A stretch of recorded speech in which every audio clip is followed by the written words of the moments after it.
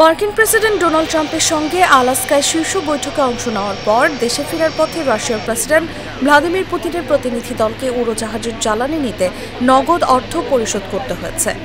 মার্কিন প্রশাসন সাময়িকভাবে নিষেধাজ্ঞা শিথিল করলেও ব্যাংকিং ব্যবস্থায় প্রবেশাধিকার না থাকায় এই পরিস্থিতি তৈরি হয় বলে এনবিসিকে জানান মার্কিন পররাষ্ট্রমন্ত্রী মার্কো রুবিও। মার্কিন সংবাদ মাধ্যম এনবিসির হিসেব অনুযায়ী একটি দীর্ঘ পাল্লার উড়োজাহাজের জ্বালানির খরচ বর্তমান দরে প্রায় $85,000। পুতিন সাধারণত 3টি প্লেন নিয়ে ভ্রমণ করেন। সুতরাং যুক্তরাষ্ট্রের মাটিতে তাকে প্রায় $2,55,000 মার্কিন ডলার নগদ দিতে হয়েছে, বাংলাদেশি মুদ্রায় যা 3 কোটি টাকারও বেশি। শুধু জ্বালানি নয়, মার্কিন মাটিতে অবস্থানকালে রুশ প্রতিনিধি দল ও সঙ্গে থাকা সাংবাদিকরাও স্থানীয় মোবাইল নেটওয়ার্ক ব্যবহার বা ব্যাংক কার্ড চালাতে সক্ষম হননি।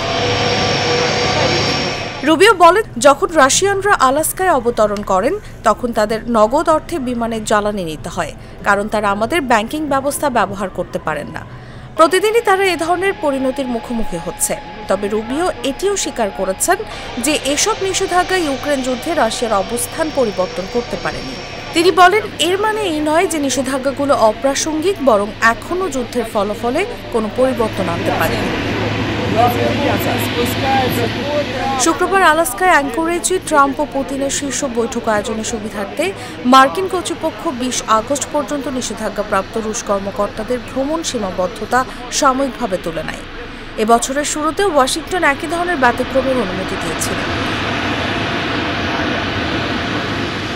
তখন ক্রেমলিনের বিশেষ অর্থনৈতিক দূত কিরিল দিমিত্রিয়েভকে নিষেধাজ্ঞার তালিকায় থাকা সত্ত্বেও মার্কিন রাজধানীতে ট্রাম্পের বিশেষ দূত স্টিভ উইটকফের সঙ্গে বৈঠকে অংশ নিতে দেওয়া হয়।